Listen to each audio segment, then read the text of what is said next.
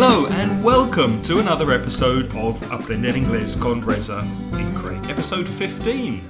Yes, Craig, 15. Wow, we're doing well. We are. How are you?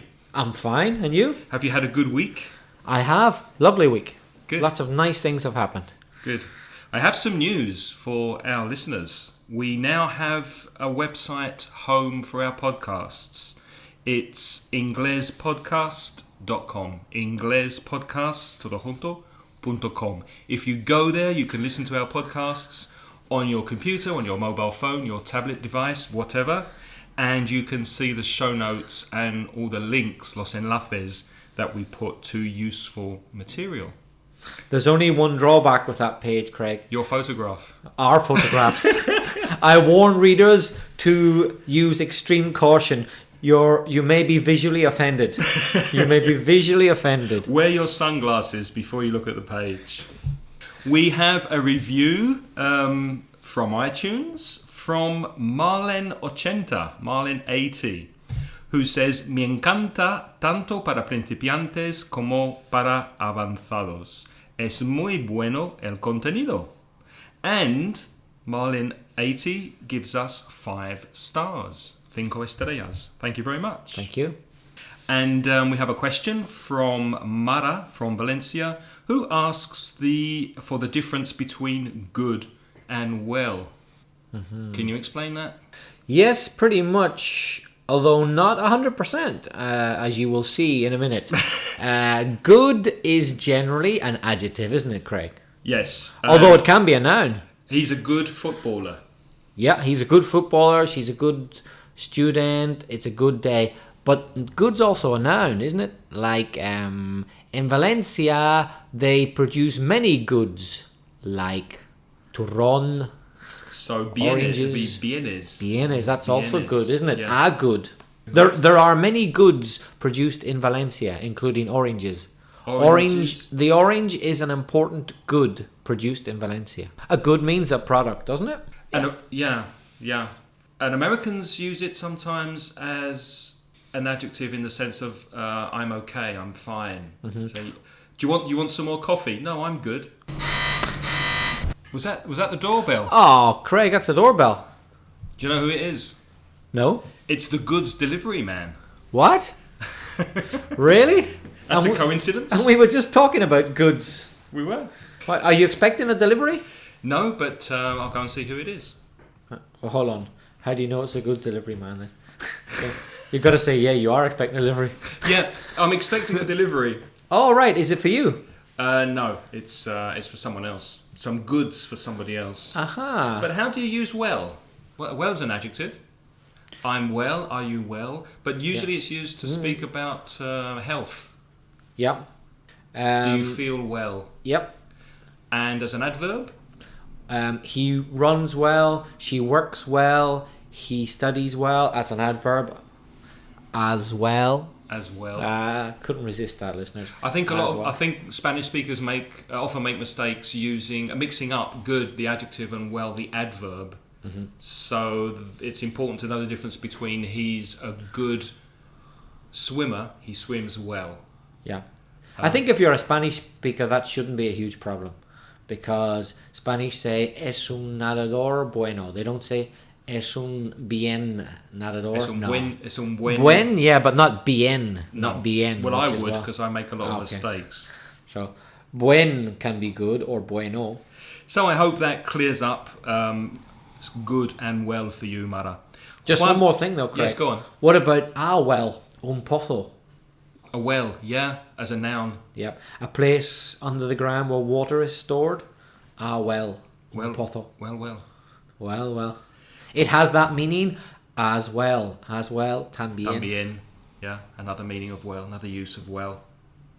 Juan Carlos from Barcelona asks, ¿vale la pena tener el IELTS, el examen IELTS? Now you've got some experience with IELTS. Would you recommend our listeners to look at this exam as a possible qualification to have? Can you explain what IELTS is? Okay, well, I used to work at Queen's University and the University of Ulster in Ireland, and at universities they're very interested in IELTS. The IELTS is the International English Language Testing System. It's not an exam, it's a test. There's no pass or fail. Your English is tested and you're given a mark for reading, writing, speaking and listening, and then an overall mark. And that's your level of English.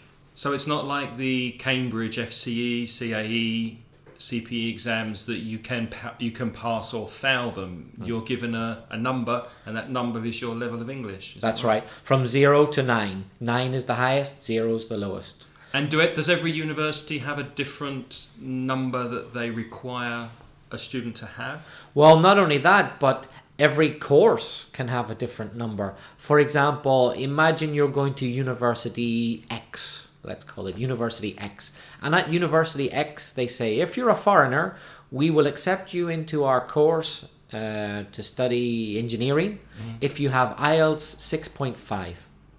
Whereas at the same university, University X, they say, but if you want to study law, you must have 8.0 IELTS. I see. So every course has its requirements. Yes. And the university sets them. There's no minimum by law. However, there is a minimum by law to acquire a visa from the British government. If you wish to study at a British university and you are not from the European Union, you are required by law to have a certain minimum IELTS level of English. I can't remember what it is, and they change it from time to time. It's best that listeners check that themselves, but you have to have a minimum, and only then will you get a visa to study at the university from the British government. Otherwise, they can't give you a visa. I see. Is it expensive to take this exam? I'm not sure. I think it varies from country to country, so it's best for each listener to check that for themselves. However, one thing, it's only valid for 2 years. So there's no point doing an IELTS exam until you know you're going to need it quite soon. So it's particularly good, Juan Carlos, it's particularly good if you're thinking of studying abroad in an English-speaking country. Could be the UK, or it could be America, or it could be Australia, Ireland, etc. However, there is another type of person who sometimes needs an IELTS score, and that is someone who wants to emigrate. Recently, in Valencia, I taught someone who had never been to university before in his life. He didn't complete sixth form at school, but he was doing an IELTS test because he wanted to emigrate to Canada. And the Canadian government required him to have a certain score in IELTS to give him a visa. So also for emigration purposes. Well, that's useful to know. Okay. So basically you should know that it lasts for 2 years, the grading lasts for 2 years, Yes. and you should find out from the country you want to emigrate to or the university you want to study at what requirements they have, what level you need to get from the exam when you take it. That's right. If you're Spanish, for example, that's the European Union, there's no legal requirement to have an IELTS test to go and study in a British university. However, the university will probably ask you to prove that you have a certain level of English, and that will mean either having a specific IELTS score, or in some cases they will accept instead Cambridge exams, like for certificate advanced proficiency. So either Cambridge or IELTS. Though, to be honest, these days they prefer IELTS at universities. Well, I will put links in the show notes to the IELTS website where you can find more information. And if you have any specific questions about IELTS, let us know, because Reza is an expert and he has worked with IELTS. So write to us, send us an email to belfastreza@gmail.com or mansionteachers@yahoo.es, and we'll put those email addresses in the show notes. Moving on, Gramática. This week I thought we could speak some more about gerunds and infinitives, because last week we started speaking about them, and as we saw, it's quite a complicated area. Did we speak about decide and avoid last week? I can't remember. I don't think we did. We didn't, did we? We didn't mention those verbs. So decide, decidir, and avoid, evitar. Gerund or infinitive? I decided to go out for the day. I decided to go out. Infinitive. You can't say decided going. No. Infinitive. I decided to take the IELTS exam. Exactly. What about avoid? Can you think of a sentence with avoid? I avoided studying for the IELTS exam. So that's gerund. Gerund with avoid. Avoid with gerund. Let me test you. I'm going to tell you, Reza, the English verb. You tell me the Spanish meaning of the verb and give me an example in gerund or infinitive. Okay. Finish. Spanish terminar. Very good. And a sentence. I finished eating and left the restaurant. Finished eating, so gerund. Can you use the infinitive? I finished to eat? No. You can't. Only gerund. Only gerund. Feel like. Tener ganas de hacer algo or What do you feel like doing after this podcast? I feel like sleeping. So it's gerund. Yes. I feel like going out this evening. Forget. Olvidarse. Now this we did speak about last week because we spoke about forget and remember. Yeah, and the fact that they can be followed by gerund or infinitive, but with different meanings. So if you need to revise that, go back and listen to episode 14. Yep, for forget and remember. If you've forgotten how to use it, go back and listen to episode 14. Promise. Prometer. I promise to help you. Infinitive. Do you agree that verbs which speak about the future usually take the infinitive? I wouldn't quite put it like that, Craig. I think I know what you mean, but let me give you some examples. Yeah. Promise. You usually promise to do something in the future. Intend. I intend to go. Plan. Yeah. I plan to do. Yeah. Will you say the future? Yeah. The future if the verb's present, but what if it's past? I promised to help her, and I did. The action's all over. That's not future. Right, but it's still taking the infinitive. Yeah, because as you say, the verb which goes afterwards, the infinitive, is an action which happens after. For example, I promise to help you. First I promise, and then later I help you. Help you, yeah. But it could have happened in the past. It doesn't have to be in future time. But yes, I see what you mean. The action happens after. So if I promise to do something, first I promise, then I do it. If I what else did you say? Intend to do something. First I intend it, then later I do it. Yeah. Hope to do. First you hope it, later you do it. Yeah. That's a good way to remember, I think. What about agree? Agree plus infinitive. Plus yeah, infinitive. Which is estar de acuerdo. Mm-hmm. We agreed to stop fighting and become friends. Yeah. However, don't be confused, listeners, with agree on. Agree on. If you agree on doing something, that would be followed by a gerund. But that's logical. It shouldn't really cause any problems because on is a preposition. Agree on. And after a preposition, all verbs are ing. So agree on doing something is a different matter. But agree plus infinitive to do something. That's a very important piece of advice. I'm going to repeat that. If there's a preposition after the verb, after prepositions, you use a gerund. I think always. Always. No exception. Yeah. Enjoy.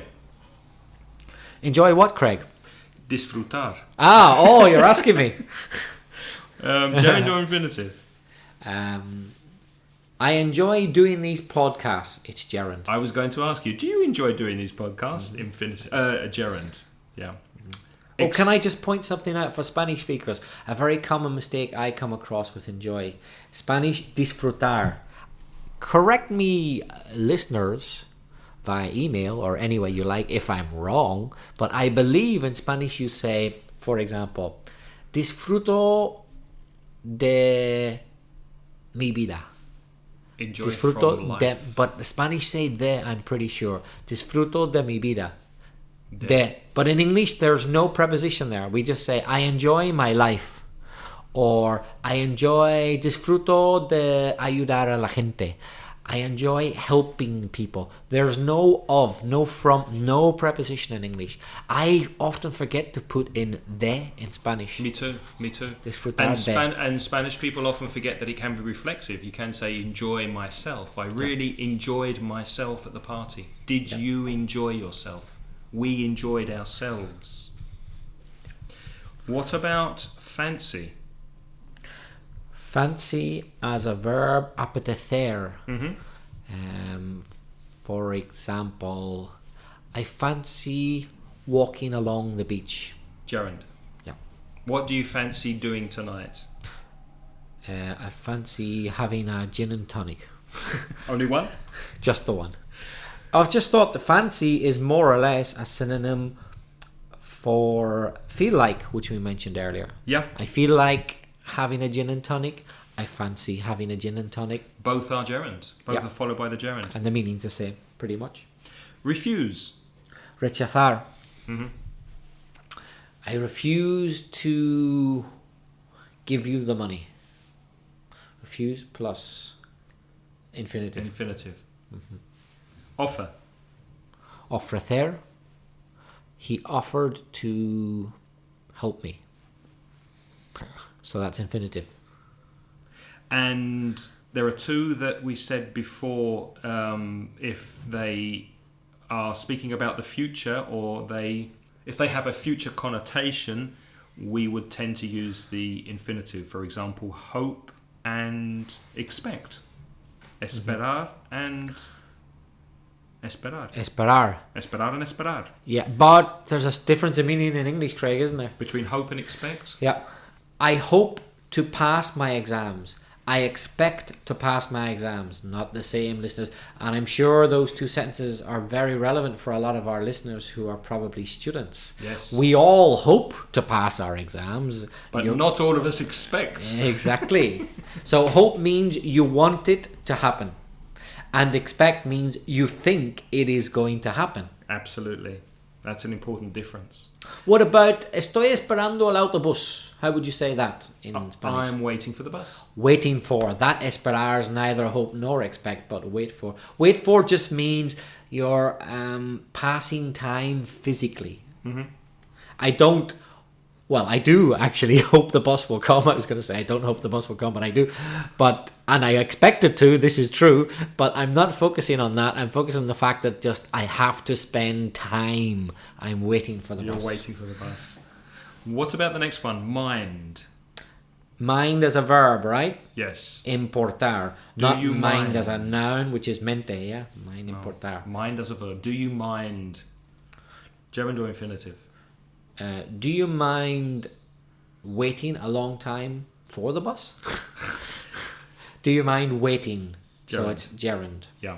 I mind waiting for someone to come. That's a silly example. No, it's a good example. I know you, Craig. You're a punctual person. You don't like to be kept waiting. I really, really mind waiting for people. Can we just point out to listeners there's another common pattern which follows mind. If is very common after mind. Do you mind if I smoke? Mm-hmm. Do you mind if I set my bag there? Mind plus an if clause is very common as well. And you can also say, would you mind? Yep.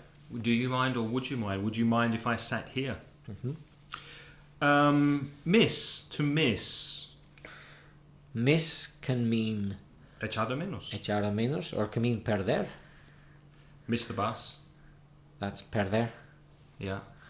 But I miss my friends in Ireland. That's echar de menos. So now put a verb there. I miss seeing my friends. Gerund. Exactly. I miss going to the pub. I miss drinking Guinness. Do you miss drinking Guinness? I do. It's not the same, is it, outside of Ireland? It's not the same outside Ireland. You miss drink. I miss drinking English ale, English beer. Me too. Suggest. Suggest, sugerir, proponer. Gerund or infinitive? Well, given the choice between gerund and infinitive, gerund. But you don't sound very sure. No, I am sure. It's just that there are other constructions with suggest. I suggest seeing your doctor if you have a constant headache. I suggest seeing the doctor. However, there are other possibilities with suggest. You could say, I suggest you see the doctor. Yeah, putting the object before. Yeah, I suggest you see the doctor. And see the doctor. That see is infinitive without to. I suggest you go to get professional help. Yeah, you go. So we got object you, and then we got infinitive go without to, but that's infinitive. And finally, seem. Seem, parecer. Example? He seems to be happy. Infinitive. Yeah. It seems to be a lovely day today. You're right, it does, doesn't it? Lovely Look and at sunny. that. Blue skies. Yeah. Okay, that wraps up the gerunds and infinitives for this episode. Vocabulary Corner. I thought because, Reza, it's near Valentine's Day, that we could speak a little about vocabulary connected to love and relationships. For example, one problem my students have with conocer in English, there are two verbs in English that mean conocer, to meet and to know. How would you explain? Do you have this sometimes? You have this problem with some of your students? You have to explain the difference between to meet and to know? Yes, and I would add a third verb, or a third expression, a third expression, to get to know. Right. I would distinguish between to know and to get to know as well. They're not the same. So, sorry to stop you. Let me give an example for the listeners. When did I meet you for the first time? 1998. We met at the British Council. 1998. 1998, sorry. Did I say 99? I don't remember. No, it was 99, you're right. No, it wasn't. It was 98. Was it 98? Yeah, when I came to Valencia. It was 1998. We met in 1998. Yeah. So how long have we known each other? We have known each other... a long time. We've known each other in 1999. We're not mathematics teachers. 10 plus... 15 years. A long time, 15 years. We've known each other for 15 years. So perhaps that those two examples explain the difference. When you meet somebody is the time when you actually meet them for the first time. Mm-hmm. And the time that you've known someone is from that first moment until the present. Yes, Craig, you were right about meet. However, of course, there's another meaning of meet. You can meet someone that you already know. Oh, yes, that's true. There's the second meaning of meet. For example, I've known John for a long time. I first met him 5 years ago. But tonight, I'm going to meet him at the pub. Not the first time, but una quedada. Someone I already know, you can also say to meet. So there are two meanings of to meet. I hadn't thought about that before. So to get to know someone is the process of gradually knowing them. That's right. Although I believe in Spanish it's just the same verb, conocer, for to know and to get to know. But in English you must distinguish. For example, if you go to a foreign country to study, you will get to know new friends. Not you will know. That's incorrect, listeners. You will get to know. Over time. Over time, yeah. Exactly. And then 5 years later, you will know them. But at the beginning, you have to get to know them. Yeah. And if you get to know someone you're attracted to from the opposite sex, then maybe you will go out with them, which has the meaning in British English of salir con alguien, a romantic. Well, it's not always romantic, is it? No. You can go out with a friend for a beer. Mm-hmm. But if you say, I'm going out with a girl or I'm going out with a boy on a regular basis, the idea is that there's a romantic attachment to it. And if you go out for a long time and you have a good relationship, you could fall in love. Enamorarse. Craig, can I ask you a classic question? Ask away. Now, this question, listeners, has no clear answer. People disagree about this, but we are interested in the English. Craig, what's the difference between to fall in love, to be in love, and to love someone? Well, let's take, first of all, to fall in love. You more or less explained. I mean, you get to know someone and gradually you really like them, you fall in love, okay? Yeah. But what about to love someone and to be in love with someone? Some people insist they are different. Would you say they're different? Well, to love someone, there is a difference, because loving is not always romantic love. You can have the love for a brother. You can have family love. Okay. You can have love for your country, which is a patriotic love. You can have love for God, which is a religious love. So love isn't always romantic, but to be in love is often a romantic connotation, a romantic idea of being in love with someone. And to fall in love is I don't know. To fall in love is more the instant realization of, I don't know. I'm not sure. To fall in love, could that be the idea of realizing that you love someone? The realization of, It's like, the fact this person has become important to me. this I'm person falling is the in one love with for them. me. Could be. Yeah. Yeah, I think you're right.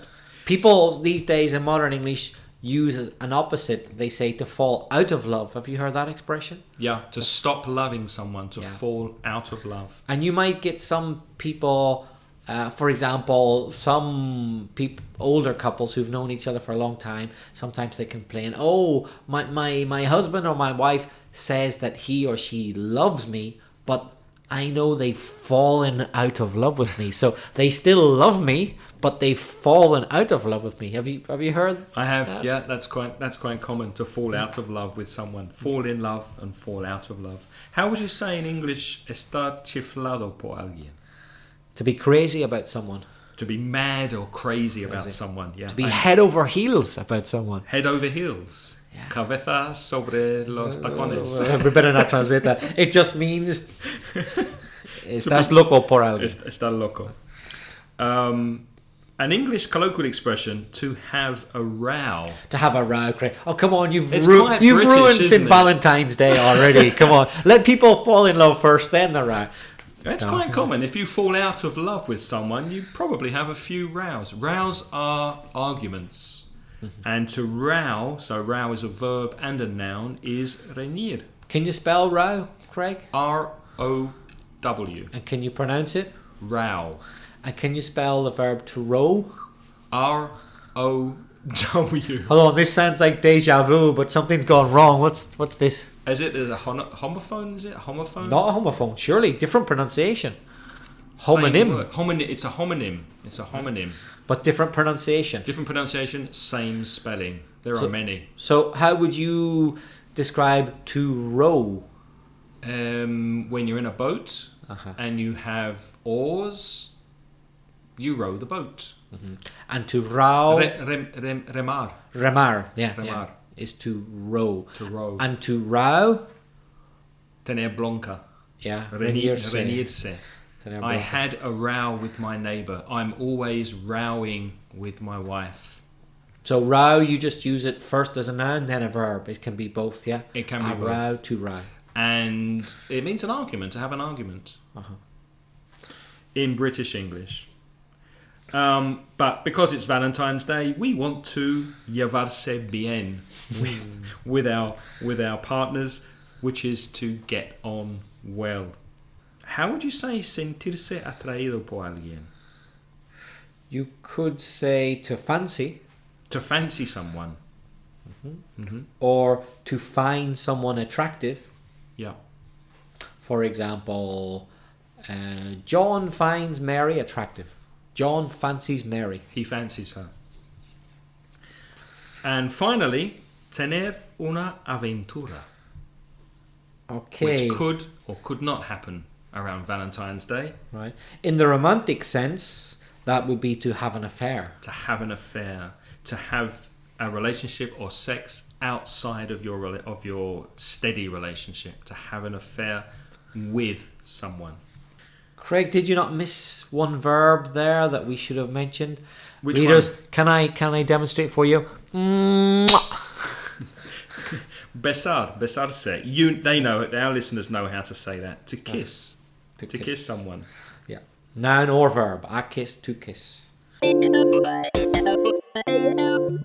Moving on. Our phrasal verb this week is to look after. Cuidarse or cuidar a alguien.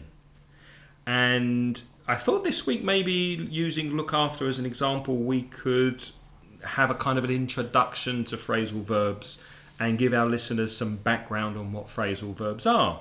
So, los phrasal verbs o multi-word verbs, y ahora estoy leyendo de la página web de la mención del inglés, son verbos de dos o más palabras. Do you agree with that? Yeah. Están formados por un verbo y pequeñas palabras, preposiciones o partículas adverbiales. Is that okay so far? So far, so good. A veces el significado del verbo cambia a un significado completamente diferente. For example, look after. Look, mirar, and after, después. The phrasal verb means cuidarse. So you can have completely different meaning from the words in the phrasal verb. Los phrasal verbs se usan mucho en el inglés informal. Do you agree with that? Yep, that's right. Algunos phrasal verbs tienen más de un significado, and we've seen this before with take off, for example. And you can study take off in Aprender Inglés con Reza y Craig, episodio 14. Last episode, we spoke about the different uses of the phrasal verb take off, the literal meaning and the idiomatic meaning. En algunos phrasal verbs podemos insertar el complemento entre el verbo y la partícula o ponerlo después. ¿Ya? Pero cuando el complemento es un pronombre, siempre va entre el verbo y la partícula. Can you give us a few examples, Craig? I took my clothes off. I took my clothes off. I took them off. Because I can't say, no puedo decir, I took off them.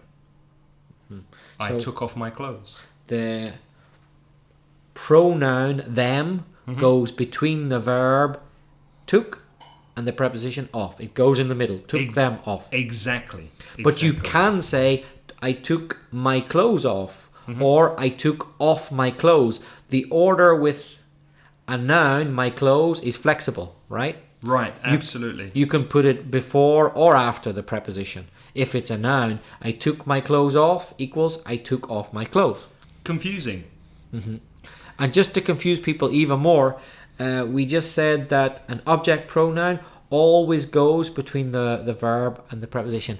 Always, always, always, not always. Usually it usually does. There's always an exception, listeners, isn't there? There's always an exception. That's my mistake, because as a teacher, I should know never to say always. I make that mistake myself. Craig, didn't you give earlier as an example of a phrasal verb, you said look after, cuidarse. Yes. And didn't you just say now, and I agree with you, that an object pronoun usually goes between the verb and the preposition? So can you say for me in English, please, el libro es lo, cuídalo. Look after it. Ah, look after it, right. And where have you put the pronoun? At the end. Ah. Because I can't say look it after. So there are exceptions to what we just said. Yes, because look after is a prepositional verb and not a phrasal verb. That's it, a prepositional verb, yeah. So what's the difference, listeners, between a prepositional verb and a phrasal verb? The answer is, I don't really know. However, someone who does know is Mike Harding. Yes. We consulted him on this because he is, as far as I know, the global expert in phrasal verbs. He is the go-to man for phrasal verbs. So if you're having problems with your phrasal verbs, we strongly recommend you look at Mike Harding's CD called Get Ahead with Phrasal Verbs, and you can find it by going to mansioningles.com and clicking the product icon on the right side of the home page. Do you agree with this, Reza? Normalmente, un phrasal verb se corresponde a un solo verbo en español. Yeah. For example, go away. What's the Spanish verb for go away? Lárgase. Lárgase? Yeah, lárgase. Bueno, largarse. I should use the infinitive, shouldn't I? Largarse. Go in. Entrar. Entrar. Go out. Salir. Go back. Volver. That's true. El uso de los phrasal verbs es más frecuente en el lenguaje común. En el lenguaje escrito suelen emplearse verbos equivalentes cuando es posible. For example, with phrasal verbs, take the cover off and put the key in, which would be quitar la tapa y insertar la llave. Take the cover off, take off is the phrasal verb, and put the key in, put in, is the phrasal verb. But in more formal or maybe written English, you would say remove the cover and insert the key. Puedes estudiar más vocabulario en mansioningles.com y no olvides el CD de Mike Harding que puedes encontrar en mansioningles.com haciendo clic en el icono en la página principal. Well, I think that's it for this episode. Shall we wrap this up? Let's wrap it up. It's a wrap. We're off. Cheerio. Remember, you can contact us by sending us an email or a sound file, un mensaje de voz en MP3, with a comment or question about this podcast or anything related to English, and send your emails to craig@inglespodcast.com or contact Reza at belfastreza@gmail.com. And don't forget, please, puedes darnos estrellas y una reseña en iTunes if you like this podcast.